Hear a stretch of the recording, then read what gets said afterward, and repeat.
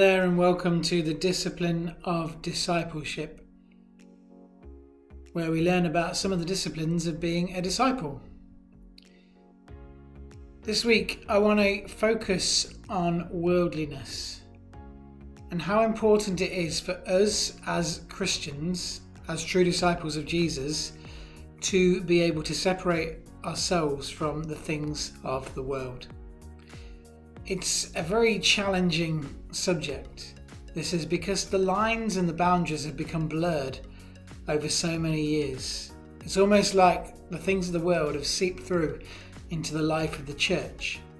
And I guess the church has often become something of an imitation of the world, just missing out on what God has wanted the church to be as the beautiful bride of Christ.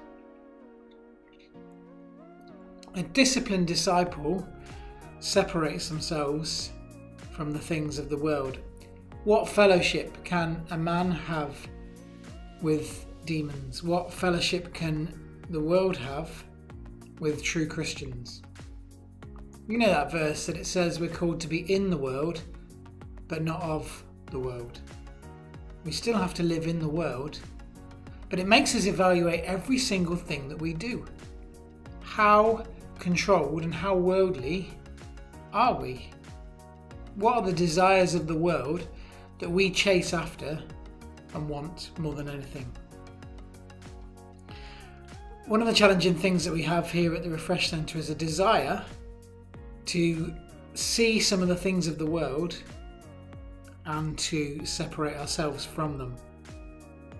One of the things that some people might struggle with is when we are in mission time, and we desire that people refrain from watching television.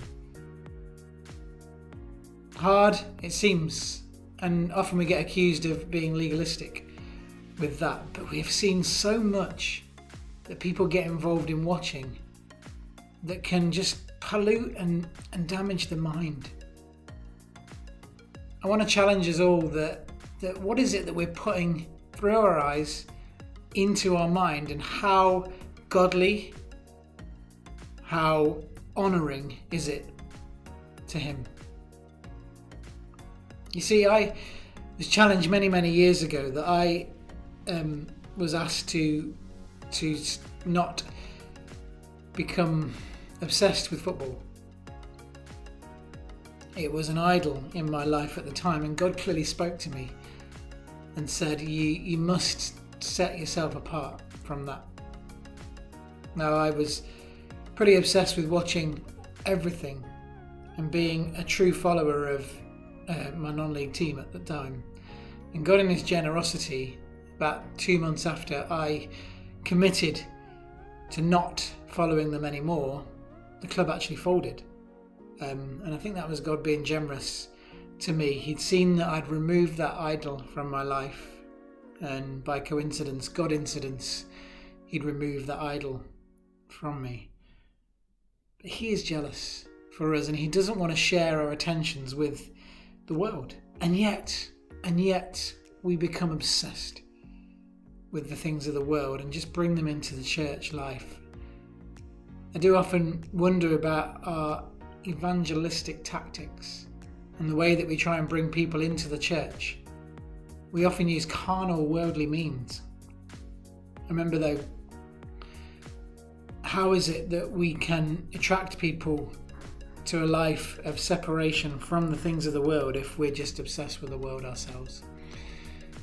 Now, the discipline of a disciple is to look at the things that we get involved with, look at the things that take our time, and choose to dedicate ourselves to God. You know, in the day you work 8 hours, you sleep 8 hours. What do you do with the other 8 hours of your life? I truly believe that if the church was not worldly and not concentrating on carnal things, that we would then be just impacting this nation and the world with the gospel delivered through dedicated disciples. The trouble is, we've lost that line. It's become blurred. We don't know where the boundary is anymore. And even now, as we've looked to see how churches can become open again? How is it that we are just trying to satisfy sometimes worldly needs when we should be gathering before Jesus? Now, it sounds critical, and I'm not diminishing some of the difficult decisions that people have had to make. But has it been made by people that are separate to the things of the world? I'm not talking about rebellion, but I'm encouraged to see a particular church in America, John MacArthur leads it, that says actually, no, we need to trust and follow Jesus and gather and worship him. And whatever the law says, we must gather. We choose to follow God. Now, I'm not calling for rebellion, because we must honour the government, but I wish that I saw a church more sold out and set apart. You know, that separation from worldliness can be defined in the word holiness. To be set apart. That's what the word holy can be defined as. God is holy. We must be holy. There's a command in there. Wesley, who impacted my life when I was younger, he loved holiness and pursued it. And holiness was a desire to be set apart, focused only on the things of God.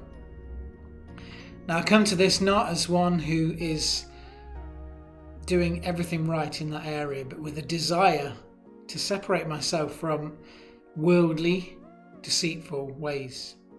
It's been a season where we've been shown a lot of motives and a lot of things where fear has crept in, where egos have crept in, where the church has many, many different issues, and people within that struggled.